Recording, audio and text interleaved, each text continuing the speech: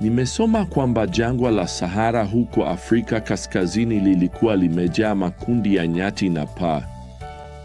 Ng'ombe walikuwa wakila kwenye malisho yenye rutuba. Sasa eneo hilo limefunikwa na milima ya mchanga, kwani jangwa limeendelea kusambaa kusini katika kipindi cha miaka 100 iliyopita, likimeza sehemu kubwa zaidi ya bara la Afrika. Hata hivyo, kuna maeneo ambapo mito ya maji inapita kutoka milima ya Atlas chini ya jangwa la Sahara. Wakati mwingine maji yanatokea juu ya ardhi na eneo linalozunguka linakuwa oasisi ambapo uhai unaweza kustawi. Napenda kufikiria kanisa kama oasisi katikati ya jangwa, likitoa maji ya uhai kwa kila mtu anayekufa kwa kiu. Lakini lazima nikuambie, mchanga wa jangwa haujawahi kuridhika. Unataka kuingia na kuhujumu kanisa, ukifunika ukweli kama vile katika kila kizazi. Hadi sasa katika uchambuzi wetu wa Warumi 1, tumejifunza kwamba wale wanaomwacha Muumba huishia kupata matokeo ya uasi wao. Paulo anaandika hapa katika mstari wa 25 kwamba wanadamu huishia kutumikia kiumbe, yaani ufalme wa wanyama. Ufalme wa wanyama uliumbwa na Mungu ili wanadamu wauangalie na kufurahia. Wanyama hawapaswi kutendewa kwa ukatili. Lakini wanadamu wanapomkataa Mungu, wanyama hupandishwa hadhi na kuwa sawa na binadamu. Kwa kweli, jambo hilo linapotokea, binadamu huishia kuwatendea binadamu wenzao kama wanyama na huishia kuwatendea wanyama kama binadamu. Kwa mfano, leo hii ni kinyume cha sheria kuvunja yai la tai mdogo. Sheria inalinda uhai wa tai huyo mdogo ambaye hajazaliwa. Lakini leo hii ni halali kabisa kuharibu uhai wa binadamu ambaye hajazaliwa. Sasa leo katika safari yetu ya hekima tunafika kwenye mistari ya 26 na 27 ambapo Paulo anazungumzia matokeo mengine ya kuacha mpangilio wa uumbaji wa Mungu. Kwa sababu hii, Mungu aliwaacha wakumbatie tamaa za aibu, kwa maana wanawake wao walibadilisha mahusiano ya asili kwa yale yaliyo kinyume na maumbile. Na wanaume vivyo hivyo wakaacha mahusiano ya asili na wanawake na wakachochewa na tamaa kwa wao, wanaume wakitenda mambo yasiyo na aibu na wanaume wenzao, na wakapokea ndani yao adhabu inayostahili kwa kosa lao. Paulo anatueleza hapa kwamba kwa kutotii mpango wa Mungu kuhusu mahusiano ya kingono, wanadamu wanageuza kabisa mpangilio wa asili. Sasa usikose kuona uhusiano uliopo hapa. Wakati muumba wa asili anapotupiliwa mbali, mpangilio wa asili nao unatupiliwa mbali. Hivyo Paulo anaandika hapa kwamba wale wanaokataa ukweli kuhusu Mungu wanaachwa na Mungu, lakini kile ambacho Biblia inaweka wazi hapa ni tamaa za aibu. Sasa hizi ni tamaa gani ambazo ni za aibu? Paulo anaandika hapa katika mstari wa 26, wanawake walibadilisha mahusiano ya asili kwa yale yanayopingana na asili. Halafu hapa katika mstari wa 27, wanaume nao wanaachwa na Mungu kufuata mtindo huo huo uliogeuzwa. Hivyo Paulo anaandika hapa kwamba wanachomwa na tamaa wao kwa wao. Maandishi haya yanazungumzia ushoga, yakielezea kama kitu kinachopingana na mpangilio wa uumbaji na kusudi la uumbaji ambalo Mungu alikusudia kwa mwanaume na mwanamke. Hivyo Paulo anasema kwa ufanisi kwamba watu wanapoacha neno la Mungu, Mungu anawaacha waishi maisha ya kufuata mahusiano ya kingono yasiyo ya asili.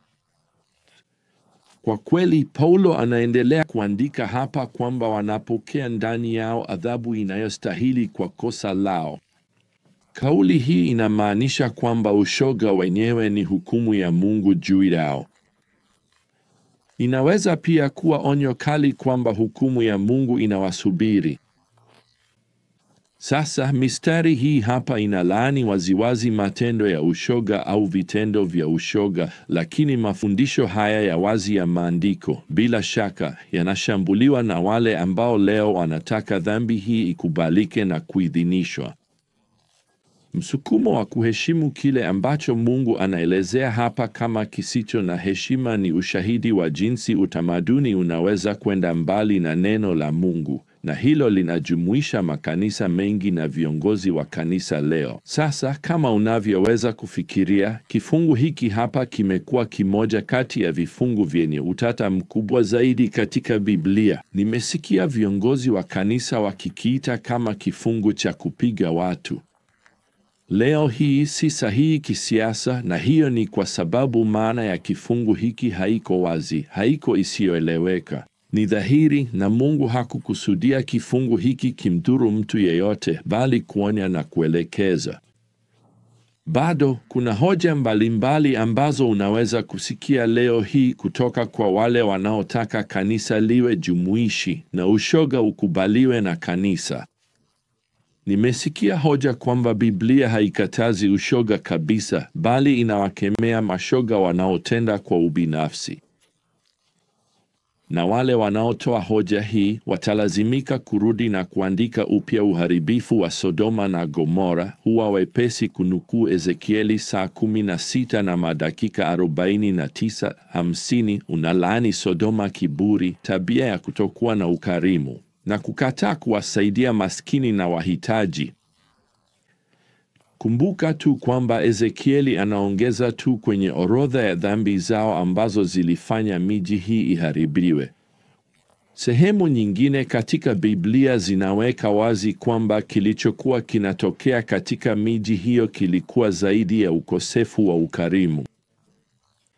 Katika kitabu kidogo cha Yuda, Biblia inasema katika mstari huo wa Agano Jipya, mstari wa 7, kwamba Sodoma na Gomora walijihusisha na uasherati na kutafuta tamaa isiyo ya kawaida.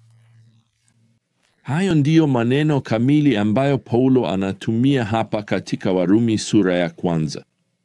Hoja nyingine ambayo mara nyingi naisikia ni kwamba Yesu hakusema hata neno moja dhidi ya ushoga, kwa hiyo hakuwa dhidi yake.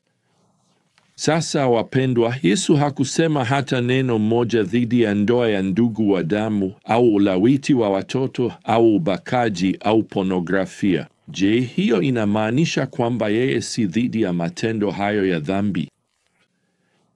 Wakati wa huduma yake, Yesu hakuzungumzia kila dhambi, lakini hakuwahi kuidhinisha dhambi yoyote. Na kwa njia, kuna tofauti kubwa kati ya kusema Yesu anakukubali na Yesu anakubali chochote unachotaka kufanya. Hoja nyingine ambayo nimeisikia kwa miaka mingi ni kwamba shoga ni shoga kwa asili. Yaani ameumbwa hivyo, kwa hiyo hatendi kinyume na asili yake. Sasa wanasema Paulo analaani tabia isiyo ya asili. Kwa maneno mengine, matendo ya ushoga ni makosa tu kwa wale ambao si mashoga kwa asili. Sasa hiyo ni tafsiri ya ujanja, lakini Paulo hazungumzii watu wa jinsia tofauti hapa. Anazungumzia wanaume na wanawake wanaoacha mpangilio wa asili na kutamani watu wa jinsia moja. Na hicho ndicho Biblia inaita kinyume na asili. Hoja nyingine ninayosikia mara nyingi ni kwamba mtu wa jinsia tofauti huzaliwa hivyo na shoga huzaliwa hivyo na hawawezi kubadilika. Sasa kama huwezi kubadilika, basi sio chaguo lako na huwezi kujizuia. Hiyo ndiyo hoja yao. Bila shaka, ukweli kulingana na maandiko ni kwamba sote tunazaliwa na asili ya dhambi na hatuwezi kubadilisha asili yetu ya dhambi kwa nguvu zetu wenyewe. Kila mmoja wetu ana mwelekeo fulani wa dhambi fulani. Waebrania sura ya 12 mstari wa 1 inaita dhambi inayotuzingira kwa urahisi. Ni kile tunachoweza kuita dhambi yetu ya kudumu, yaani ile dhambi tunayopambana nayo kila mara, ile dhambi ambayo tuna udhaifu nayo. Hebu niwaambie wapendwa, sote tunazaliwa tukiwa na mwelekeo kwa namna fulani wa kwenda upande usio sahihi, lakini hiyo haitupi uhuru wa kufuata huo mwelekeo wetu. Mwanaume aliyeoa anayetamani mke wa jirani yake hawezi kusema, unajua, Mungu alinifanya hivi na siwezi kujizuia, kwa hiyo nitaifuata tu. Ndiyo, huo ni mwelekeo wake wa asili, tamaa yake ya asili, lakini Mungu anaona hiyo ni dhambi. Kwa kweli, Mungu anaiita uzinzi. Biblia haijawahi kuita ushoga au uzinzi kuwa ni swala la vinasaba. Biblia haijawahi kuita dhambi kuwa ni ugonjwa, lakini lazima niwaambie, hiyo ni habari njema. Magonjwa huenda yasipate tiba, matatizo ya vinasaba huenda yasirekebishwe au yasitatuliwe kabisa, lakini dhambi ina tiba, kuna suluhisho kwa dhambi. Kwa kweli, katika moja wa Korintho sura ya 6, Paulo anataja mitindo kadhaa ya maisha ya dhambi. Anaandika katika mstari wa 9, msidanganyike. Wala wazinzi, wala waabudu sanamu, wala wazinzi, wala wanaume wafanyao ushoga, wala wezi, wala walafi, wala walevi, wala watukanaji, wala walaghai hawataurithi ufalme wa Mungu. Lakini nataka uone kile anachoandika katika mstari wa 11. Na baadhi yenu mlikuwa hivyo. Nikuambie, kanisa la Korintho lilikuwa limejaa watu waliokuwa waabudu sanamu, wazinzi, mashoga na walevi zamani. Na nini kilitokea? Basi Paulo anaandika katika mstari wa 11, lakini mlioshwa, mkatakaswa, mkahesabiwa haki kwa jina la Bwana Yesu Kristo na kwa Roho wa Mungu. Nikuambie wapendwa, sisi tunaishi jangwani. Tumezungukwa na mchanga wa dhambi. Mahali pekee pahali pa utimilifu na pumziko la kweli hupatikana katika ondoleo la dhambi kupitia Yesu Kristo. Haijalishi wewe ni nani, haijalishi umefanya nini, haijalishi uko wapi. Yesu alikufa ili kulipa adhabu ya dhambi yako. Sasa ni juu yetu kukubali dhambi zetu, kumwomba Yesu msamaha. Naye atashika neno lake. Anaenda kutusafisha, atatukomboa na atatembea nasi katika maisha. Vema, hadi safari yetu inayofuata ya hekima, wapendwa, neema ya Bwana Yesu Kristo na upendo wa Mungu na ushirika wa Roho Mtakatifu ukae nanyi nyote. Amina.